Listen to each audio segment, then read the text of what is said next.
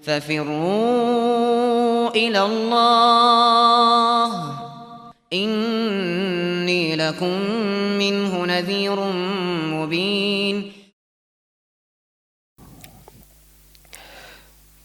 Kemudian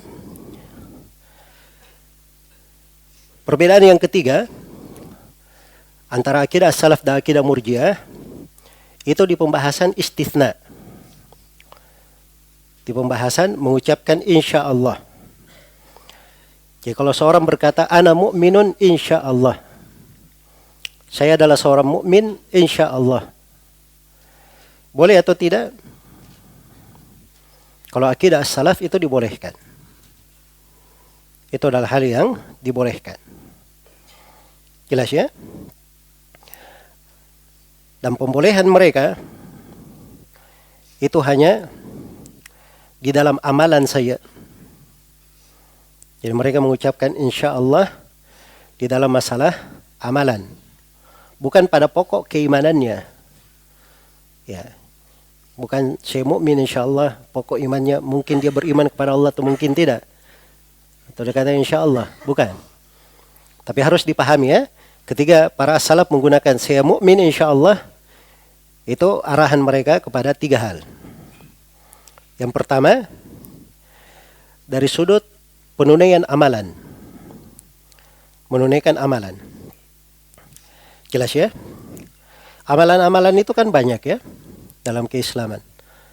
Ada yang diperintah, perintah-perintah untuk kita laksanakan. Ada hal-hal yang diharamkan untuk kita tinggalkan. Iya. Sekarang saya mau tanya, kalau antum ditanya, antum mukmin dalam artian sudah melaksanakan segala perintah dan meninggalkan segala yang dilarang? Berani antum berkata iya? Hah? Itu namanya merekomendasi diri. Kalau dia katakan iya, berarti dia apa? Merekomendasi diri. Dan dia dusta pasti di situ.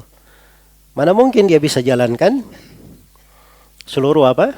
Dia jamin dirinya melaksanakan seluruh perintah, meninggalkan apa yang dilarang. Paling tidak pasti ada sebagian perintah yang mungkin belum bisa dilaksanakan. Misalnya sekarang ini, ya, dari amalan keimanan membebaskan budak. Antum bisa membebaskan budak? Ya, cari budak juga tidak ketemu. Jelas ya? Bagaimana bisa melaksanakannya? Kan begitu. Nah, maka datang perkecualian, dia berkata saya mukmin insya Allah. Dalam artian saya mukmin, insya Allah saya berusaha untuk melaksanakan segala yang diperintah dan meninggalkan segala yang dilarang. Jelas ya? Itu sudut yang pertama. Sudut yang kedua, dia berkata insya Allah dari sudut diterima atau ditolaknya amalan. Iya. Karena seorang mukmin itu dia tidak tahu amalannya diterima atau ditolak. Jelas ya? Amalannya diterima atau ditolak. Itulah sifat orang yang beriman. Yang dikatakan di surah Al-Mu'minun, surah tentang kaum mukminin, walladzina yu'tuna ma atau wa qulubuhum wajilah. Mereka yang diberi apa yang diberi oleh Allah. Ada amalan ketaatannya, ada kebaikannya. Tapi hati-hati mereka itu selalu khawatir. Hati-hati mereka selalu apa? Khawatir amalannya tidak diterima. Nah, maka dia memperkecualikan di situ berkata insya Allah dari arah ini. Itu sudut yang kedua. Kemudian sudut yang ketiga, dari sudut al-khatimah, penutup. Iya.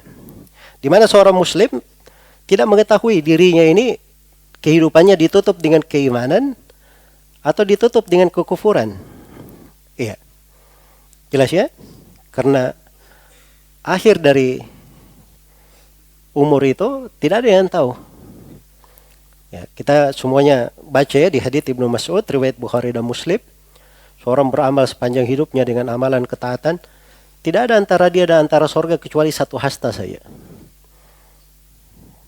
Tapi takdir sudah mendahului. Di akhir umurnya dia beramal dengan amalan penduduk api neraka, maka dia pun masuk ke dalam neraka. Jelas ya? Maka dari sudut al-khatimah, seorang tidak tahu ditutup dengan apa. Maka dia berkata saya mukmin insya Allah. Itu tiga makna perkecualian. Ya dari sini tampak ya kalau ahli sunnah memperkecualikan, itu bukan artinya ragu pada keimanannya, tidak. Tapi perkecualian di situ pakai insya Allah dengan izin Allah kalau Allah berkehendak, itu dari tiga sudut yang kita sebutkan itu tadi. terkait dengan amalan, bukan pada dasar dan pokok keimanannya. Jelas ya? Baik. Dan ini ada dalil-dalilnya ya membolehkan tentang hal tersebut. Ya, di antaranya firman Allah Subhanahu wa taala, la tadkhulunnal masjidal harama insyaallahu aminin. Ya, Allah janjikan bahwa Nabi dan para sahabat pasti akan masuk ke Masjidil Haram. Ini setelah perjanjian Hudaybiyah. Tapi dibahasakan di situ dalam ayat pakai apa? Insya Allah. Itu menunjukkan boleh menggunakan insya Allah pada hal yang pasti. Pada hal yang pasti. Jelas ya? Baik. Dan Nabi Shallallahu Alaihi Wasallam, ya, ketika beliau ditanyai oleh Aisyah saat beliau melakukan sholat malam, ya, dan beliau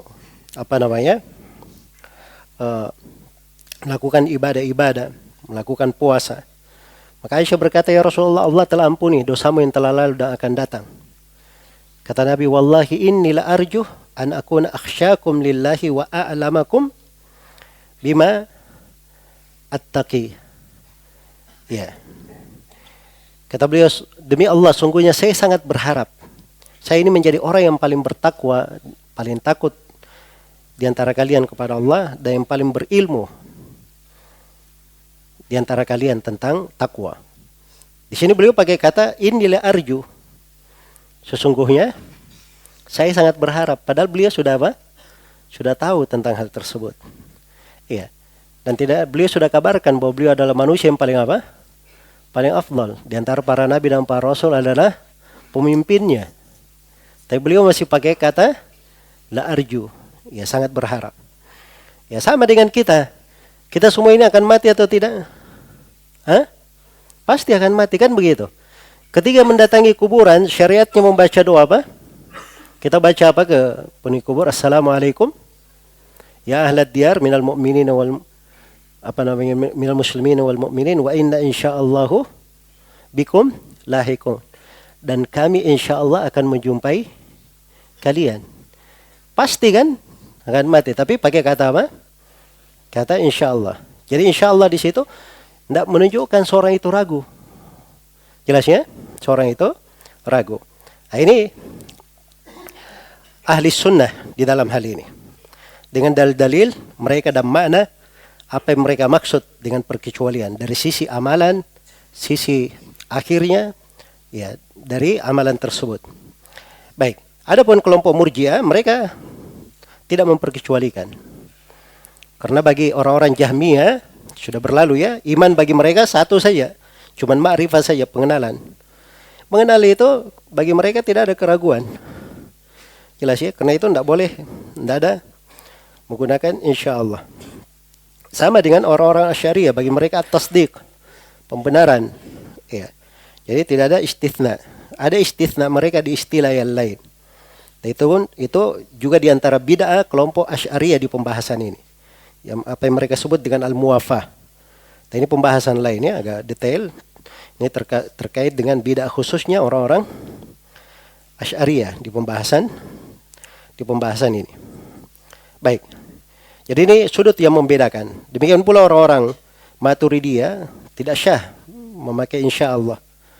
Iya. Itu orang-orang Maturidiyah. Mayoritas Maturidiyah seperti itu. Walaupun ada orang belakangan yang kadang membolehkan dari satu sudut, tapi mereka katakan ditinggalkan itu lebih bagus. Iya. Sama dengan Murji'atul Fuqaha, di atas dasarnya mereka bahwa iman itu tidak bertambah dan tidak berkurang. Baik. Jadi ini perbedaan yang ketiga.